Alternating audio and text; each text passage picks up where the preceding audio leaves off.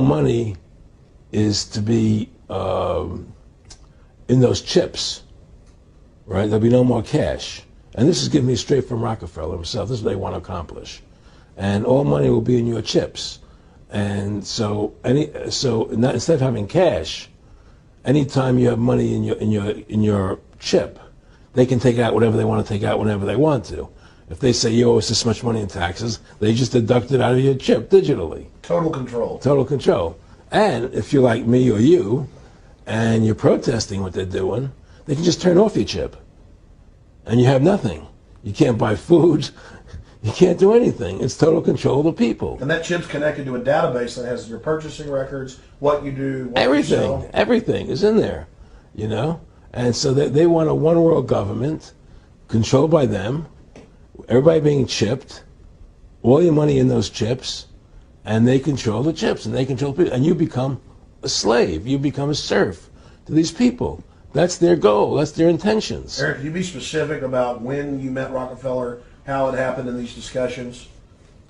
I met Rockefeller through a female attorney I knew who called me up one day and said, one of the Rockefellers would like to meet you. I had made a video called Mad as Hell, and he'd seen the video and wanted to meet me and knew I was running for governor of Nevada.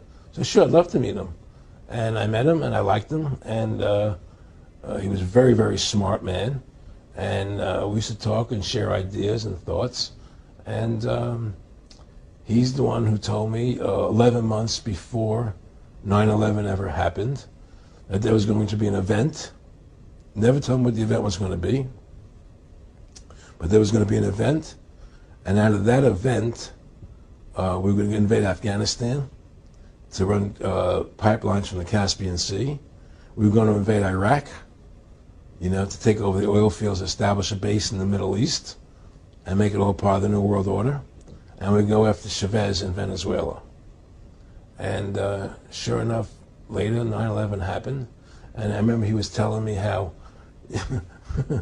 how you're going to see soldiers looking in caves for people in Afghanistan and Pakistan and all these places. And there's going to be this war on terror, which is no real enemy. And the whole thing is a giant hoax, you know, but it's a way for the government to take over the American people. He told you it was going to be a hoax. Oh, yeah. Oh, yeah. There's no question.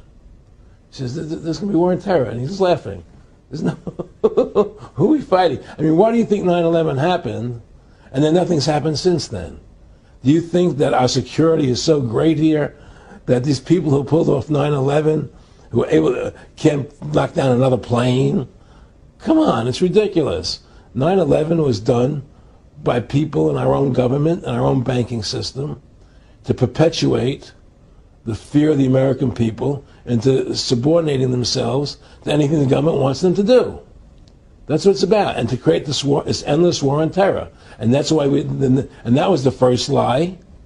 And the next lie was going into Iraq, you know, to get Saddam Hussein out with his weapons of mass destruction.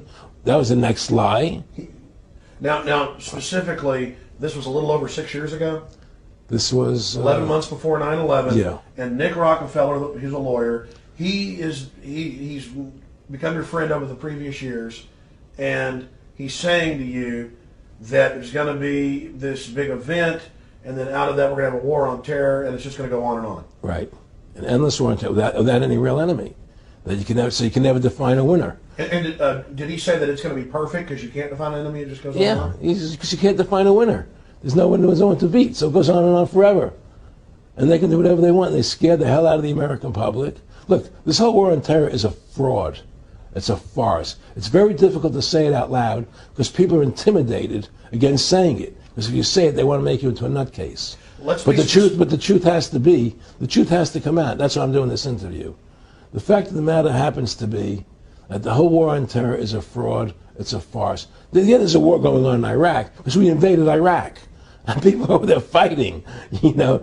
But the war on terror, that's a joke, you know. And until we discover what really happened on 9/11 and who was responsible for 9/11, because that's where the war on terror emanates from. That's where it comes from. It was 9/11 that allowed this war on terror to begin. And until we get to the bottom root of 9/11, the truth of 9/11, we'll never know about the war on terror.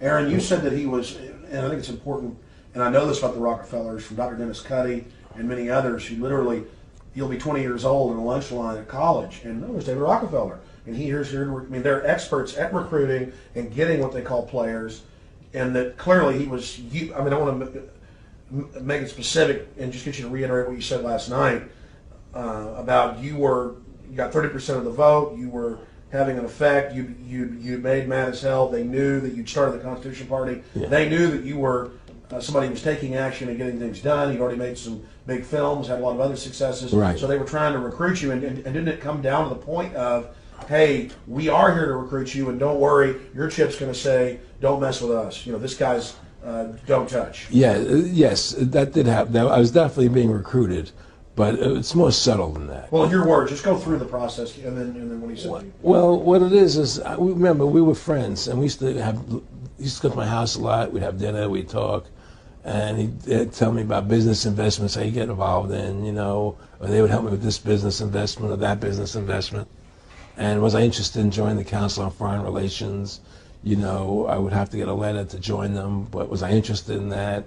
And, just stuff, leading you on. And I used to say to him that I never really did that because that wasn't where I was coming from. As much as I like you, Nick, your ways and my ways, we're on the opposite side of the fence. I don't believe in enslaving people.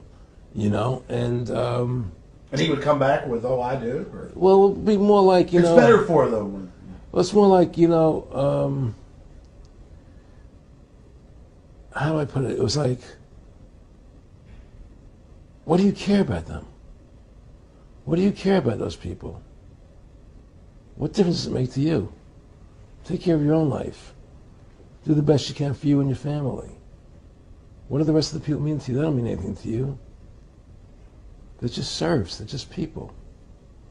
It was just a lack of caring, and that's just not who I was. It was just sort of like cold, it was just like cold, and I used to say to him, what's the point of all this? You have all the money in the world you need. You have all the power you need. What's the point? What's the end goal? And he said the end goal is to get everybody chipped, to control the whole society. To have the bankers, the elite people, the bankers and some governor controlling the world. And I said, do all the people in the Council on Foreign Relations believe this way you do? He said, no. Most of them believe they're doing the right thing. A lot of them believe it's better off being socialistic. We have to convince people that socialism is really capitalism. Because America's becoming a socialist country. It's a communist country today. Well, one of the things they told me was that he was at the house one night, and we were talking, and he started laughing. He said, "Aaron, what do you think women's liberation was about?" And I said, I had pretty conventional thinking about it at that point. I said, I think it's about women having the right to work, getting equal pay with men, just like they won the right to vote, And he started to laugh. He said, "You're an idiot." And I said, "Why am I an idiot?" He said, let me tell you what that was about. We, the Rockefellers, funded that. We funded Women's Lib, And we're the ones who got all over the newspapers and television, the Rockefeller Foundation. He says, and you want to know why? He said, there were two primary reasons. And one reason was we couldn't tax half the population before Women's Lib.